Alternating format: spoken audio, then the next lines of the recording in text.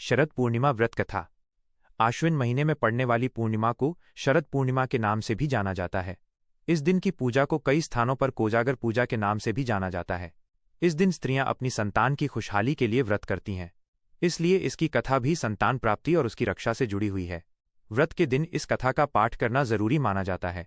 ऐसे में आइए जाने क्या है शरद पूर्णिमा की कथा। शरद पूर्णिमा व्रत कथा। पौराणिक कथा के अनुसार एक नगर में एक साहूकार की 2 पुत्रियां थीं। दोनों ही पूर्णिमा का व्रत रखती थीं।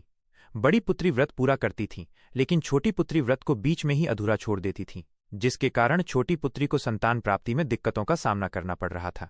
उसकी संतान जन्म लेते ही मृत्यु को प्राप्त हो जाती थी। जब छोटी पुत्री ने पंडितों से इसका कारण पूछा तो उन्होंने बताया कि ऐसा तुम्हारे व्रत अधूरा छोड़ने के कारण हो रहा है।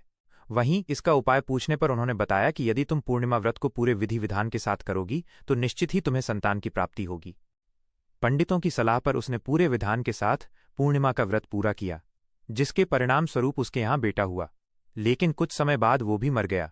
इसके बाद उसने बच्चे की देह को एक पाटे पीढ़ा पर लेटा कर ऊपर से कपड़ा ढक दिया। फिर वो अपनी बड़ी बहन को बुलाकर लाई और उसे उसी पाटे पर बिठाने लगी। बड़ी बहन जब उस पर बैठने लगी, जो उसका लहंगा बच्चे का छू गया और वो जीवित होकर रोने लगा। ये देखकर उनकी बड़ी बहन ने कहा कि तू मुझे कलंक लगाना चाहती थी, मेरे बैठने से ये मर जाता।